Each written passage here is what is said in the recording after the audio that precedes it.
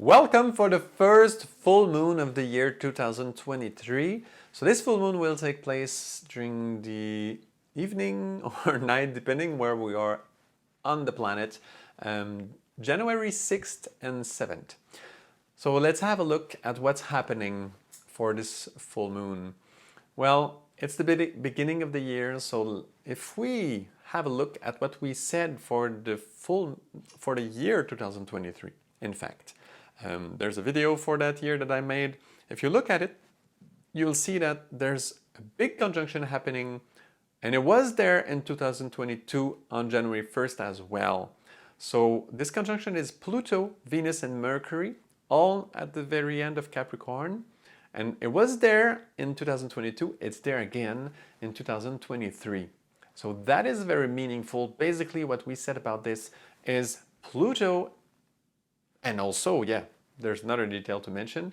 Pluto will do his first step in the sign of Aquarius during 2023.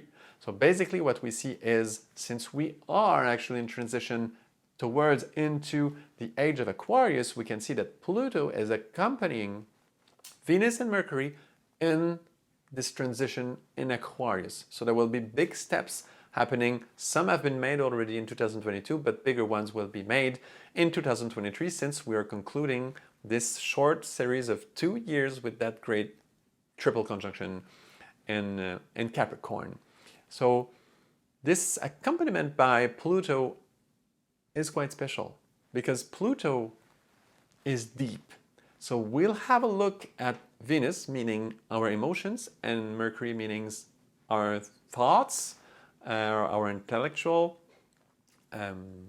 part of ourself, will be accompanied fully, because in full depth, with Pluto in the age of Aquarius in their own transition into Aquarius. So you see the logic behind this. So that's the first thing to understand to get what's coming right now. So when we look at this full moon precisely, we see that Venus did enter the sign of Aquarius right after January 1st. It went in right away, and it's now at 4 degrees in Aquarius. Mercury on his end did the opposite. It's in retrogradation, and at the moment of this full moon, it's in conjunction with the Sun.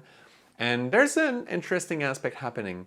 Basically, Mercury was not quite ready yet to do this step in Aquarius, decided to take a step back. It means that in our mental body, in our thinking process, in our mind, basically, we have to modify a few things before really jumping into this energy of this age of Aquarius. So there's a step back that has been taken. It's coming, like it's imminent, like it will be there. It will happen very, very soon. But we need that one more step back. Conjunction to the Sun, Mercury conjunction to the Sun in Capricorn. This conjunction makes a trine to Uranus in Taurus. And Uranus in Taurus is making a sextile to the Moon in Cancer, which is in opposition to the Sun because it's a full moon. It's always like that. Sun and Moon are always in opposition during full moons. It's normal. That's astronomically what's happening. So we have this triangle that we see. So that means Uranus, which is ruling the sign of Aquarius, see the thread, is actually helping to modify those few things, to tweak a little bit in our mind. There's a few things to place before moving into the age of Aquarius. But since Venus did that step, it's already in the sign of Aquarius. And by the way, it's also doing an interesting trine. If you look at it, Venus is making a trine with Mars in Gemini, which is, by the way, just at the very end of his long retrogradation in Gemini. So it's almost over, it's almost stationary, and Venus is making his trine during this full moon to this Mars. That's meaningful because this Mars is actually getting ready for this year 2023, for this grand opening of Pluto entering the sign of Aquarius, which lasts for a long time. So this is something quite epic into this transition into the age of Aquarius. So that's a big thing. So let's now really dive into the main topic, the meal of this video. This Venus, so you have the astrological logic behind why we'll be talking about Venus now. Since it did this step into the sign of Aquarius, we have to think about this age of Aquarius. Many things are said about it. I'm making a video on the age of Aquarius every time that there's specific things happening towards that age of Aquarius astrologically. I'm always naming it because we're in a big transition that will last for years and years, but it's a big work. Like an age like this, an astrological age lasts for more than 2,000 years. So it's not a small thing. The transition will take time, and it's good to be more and more aware of what's really happening there. So the age of Aquarius is being announced as it will be like the golden age. It will be wonderful. That being said, when we look at the situation worldwide, we see that it's not really looking this way. There's wars happening still, huge pollution, big conflicts, big power issues happening worldwide. It's almost scary. Many people think, oh, maybe it will be the end of the world soon because of this situation, the actual situation. But that being said, there is a greater view of all this. And astrology, being connected with the beings of light, should be connected to this greater vision. So that's why we'll try to do together today. What the age of Aquarius needs to do, so what those great beings of light needs to do to accompany humanity into the entrance into this age of Aquarius. That's the question. Since it's going to be the golden age, to have a golden age on Earth, we need to be connected with our more subtle bodies. We call them sometimes light bodies. I'm French, I have a big accent. I don't have always the perfect words for this, but you get the idea. Let's describe them. So we have our physical body, which is part of our more terrestrial self, which I usually call personality. Some people call it ego, or ego has different meanings from different perspectives, but basically it's this, we can call it also lower nature, but it's not it's not bad. Like, it's lower because it's not the soul, but it doesn't mean that it's very low and bad. It's just to describe it somehow. We need to use some words, right? So let's say this lower nature, but it's not in a bad way that we're saying it. So we have this physical body that we see. Then we have our emotional body connected to our heart, and that is bigger. And then we have our mental body, which is even bigger, connected to our head, but it's just a bigger body ourselves.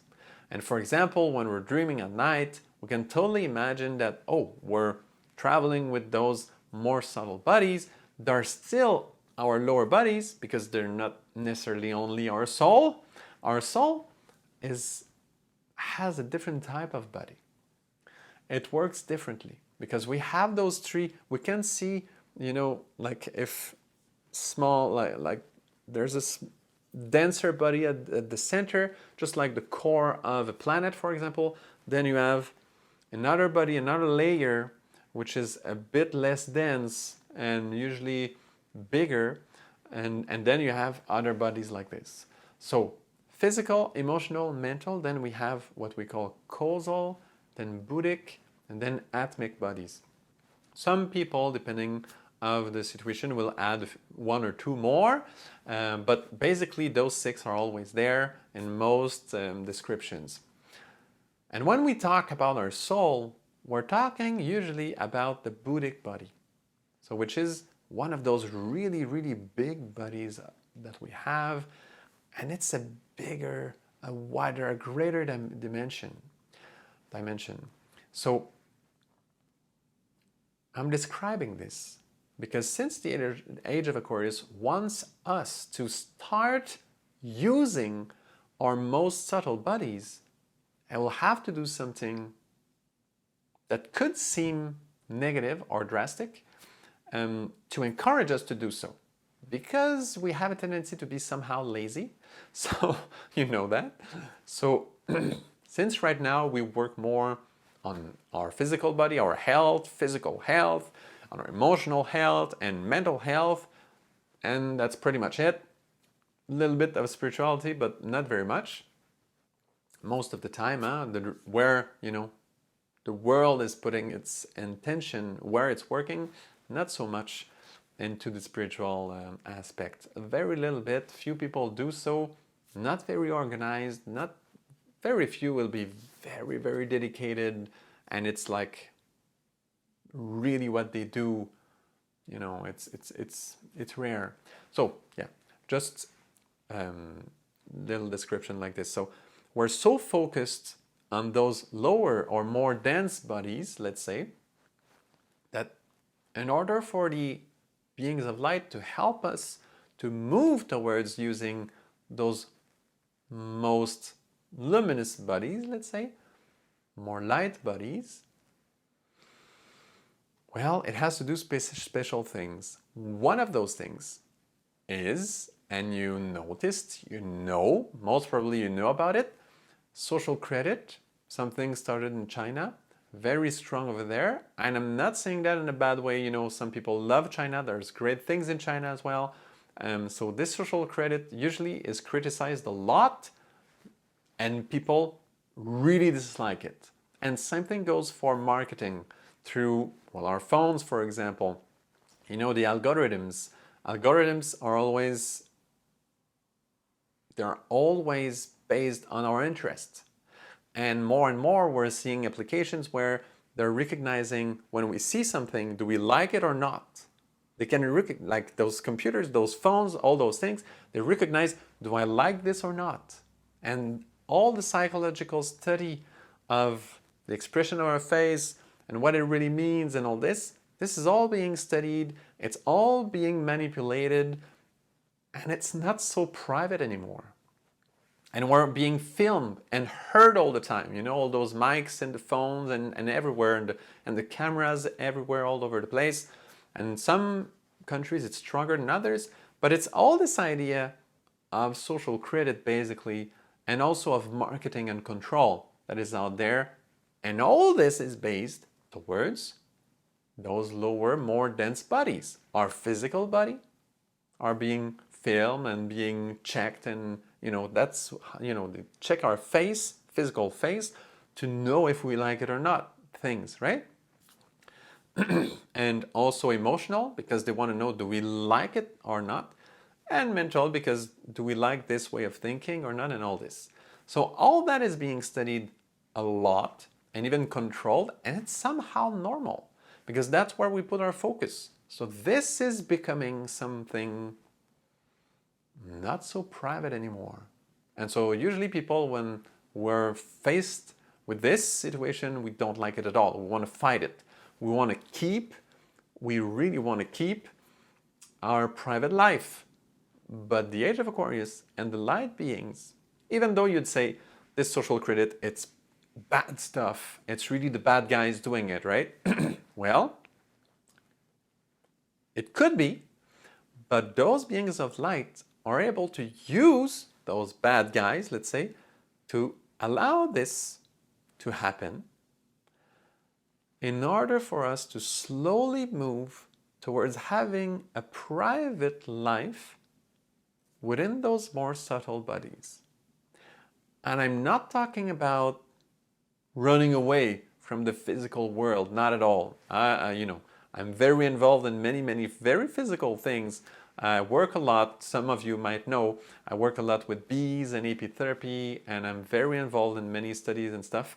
So I'm not saying we're flying away from, the physical things, not at all.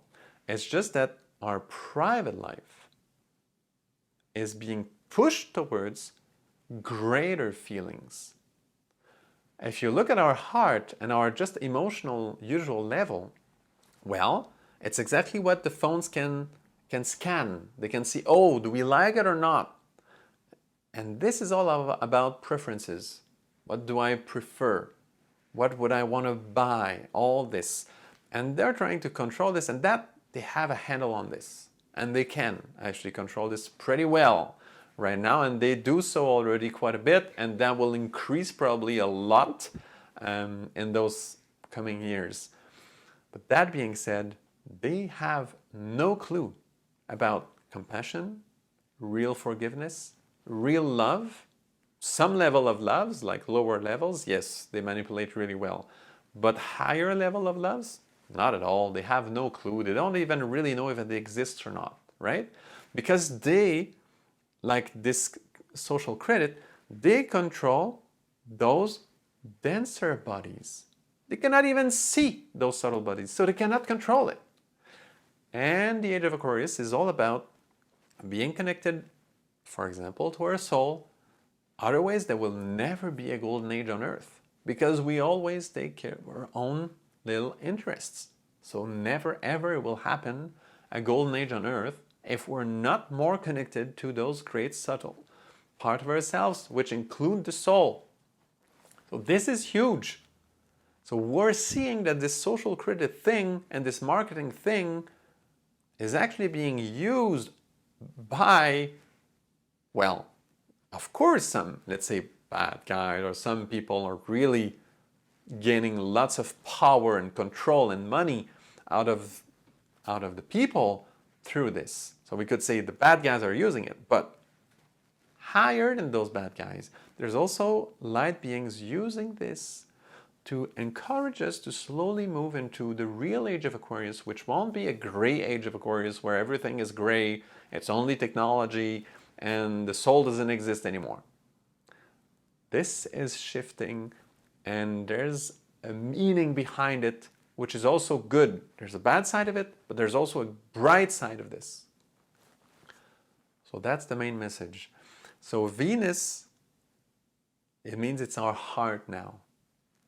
With this full moon and this new year 2023, our heart is right in front of this. And we have a chance to connect ourselves to those more subtle, greater feelings that are bigger than our only, our own heart, which has some limit. Well, the heart itself, not so much, because it's also connected to the greater things, but like our emotional body, even if we take care of it, we try to have, to like good things, let's say, to eat healthy, to listen to beautiful music, to live in a beautiful world. Even if our heart is surrounded with beautiful things, this is not the soul yet. The soul is more subtle than this. It's those amazing feelings that the saints were having, those great compassion, it's strong, it's big, and it's way bigger than ourselves. We can die for the well-being of the humanity if needed, with that kind of greater, the Buddhic body, basically. If we live up to this reality, then it's way, way, way beyond ourselves. That's it. It's a huge shift. So the heart will be presented in front of this possibility. And Pluto, that's the type of accompaniment that Pluto is given. See how deep it is? And it's huge. And our Mars in trine to Venus is saying, oh, maybe I can start changing a few habits, a few way of doing things, Mars is our will, can change a few things and start seeing the bright side of this whole thing about social credit and all this. It's an encouragement that our real private life is actually in those places, more subtle places, where our soul is, the reality of the soul, this is totally private. They don't have a clue. They don't even think it exists, right? They will never manipulate us there. They're not able to do so anyway. But because it doesn't belong to anything that would like to manipulate. It's not the same tools. They will never reach there. Never, ever. So if you're a bit stressed out by this type of manipulation and marketing and all that, well, the best way is to start nourishing greater type of feelings that are connected to the soul. So this is this full moon of January 6 and 7. I hope I've been clear enough. It's extremely important in this transition in the age of Aquarius. It's one of the really important key thing to understand. So share it as much as you can. This one is really important. Hope I've been clear enough. Yeah, if you have comments, post them. If you have questions, go ahead. I do answer all the comments. If you answer back to me answering you, I won't see that answer. So if you want to keep going in the discussion, add a new comment, because it's really hard to see them. I'm not notified. Hard to be notified for those. So just if you want to keep going into a discussion, just add a new comment in the video. The new comments, I can see them all and I can respond to all of those. So thank you very much for listening. And again, share this as much as you can. It can help so many people. If you know people stressed out with this situation, with this marketing, with this social credit and all that, and you need a good vision, a positive vision of it, that is a really strong one, and that will keep going. It won't diminish. It won't diminish. Our private life will never be the same in the age of Aquarius. That's it. It's done. It's over. It's really over. So we have new things to develop. Hope you appreciate it. See you very soon for another astrology video.